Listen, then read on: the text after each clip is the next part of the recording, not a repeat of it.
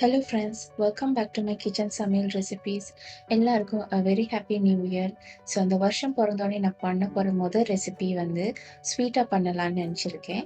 So அதனால் அரிசி பாயாசம் எப்படி செய்யலாம் தான் நான் இன்னைக்கு காமிக்க போகிறேன். மில்க் மேட் யூஸ் பண்ணி நம்ம அரிசி பாயாசம் எப்படி செய்யலான்னு வாங்க பார்க்கலாம்.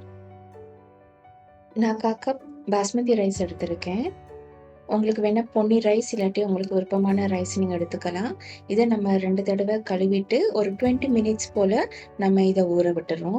கஜு, பாதாம், பிஸ்தா கடைசியாக நம்ம பாயாசத்துக்கு ஆட் பண்ணுறது. இதை நம்ம மிக்சியில் போட்டு ஒரே ஒரு தடவை அரைச்சி எடுத்துக்குவோம்.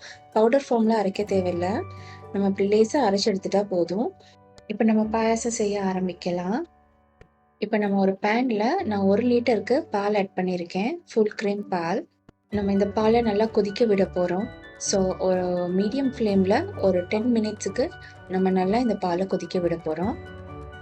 பால் சூடாக ஆரம்பித்ததோட நம்ம ஒரு ஸ்பூன் ஒன்று எடுத்து நடுவில் கிளறி விட்டுக்குவோம், பால் அடிப்பிடிக்காமல் இருக்கிறதுக்கு. பால் நல்லாவே கொதிச்சுட்டு பால் நல்லா திக்காக இருக்குது. நான் ஒரு 15 மினிட்ஸ் போல் நான் மீடியம் ஃப்ளேமில் நான் கிளறிக்கிட்டே இருந்தேன். இப்போ நம்ம வந்து ஊற வச்ச பாஸ்மதி ரைஸை வடித்து நம்ம பாலோட நம்ம சேர்த்துக்க போகிறோம்.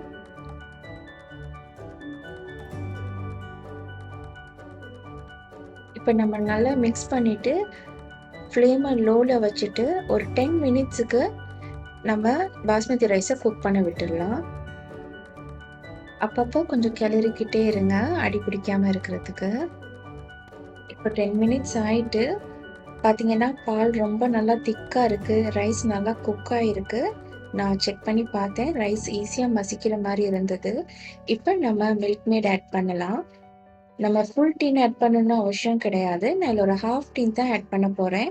1 லிட்டர் பாலுக்கு நான் milk mat 200 ml milk mat தான் நான் ஆட் பண்ண போகிறேன்.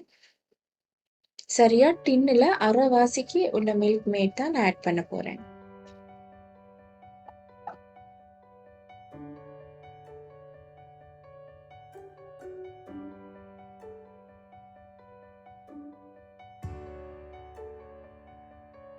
இப்போ ஸ்பூனால் நல்லா மிக்ஸ் பண்ணிக்கலாம். அப்போ பாலோட மில்க் மேடும் நல்லா மிக்ஸ் ஆயிரும். இன்னொரு 5 மினிட்ஸில் அரிசி பாயாசம் ரெடி. இப்போ நம்ம அரைச்சி வச்ச நட்ஸை நம்ம கடைசியாக இதில் ஆட் பண்ண போகிறோம்.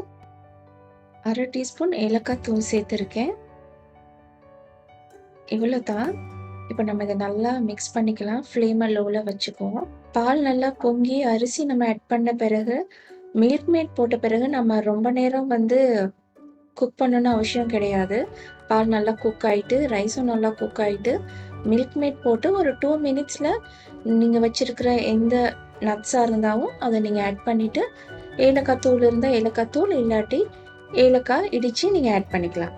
இப்போ சுட சுட மில்க் மேட் அரிசி பாயாசம் ரெடி. இதை கட்டாயமாக வீட்டில் ட்ரை பண்ணி பாருங்கள். உங்களுக்கு இந்த ரெசிபி ரொம்ப பிடிச்சிருக்குன்னு நான் நினைக்கிறேன். பிடிச்சிருந்துச்சின்னா லைக் பண்ணுங்கள், கமெண்ட் பண்ணுங்கள், ஃப்ரெண்ட்ஸ் கூட ஷேர் பண்ணுங்கள். அண்ட் மறக்காமல் சேனலுக்கு சப்ஸ்கிரைப் பண்ணுங்கள். இன்னொரு வீடியோவில் மீட் பண்ணுற வரைக்கும் ஸ்டே சேஃப், ஸ்டே ஹெல்தி.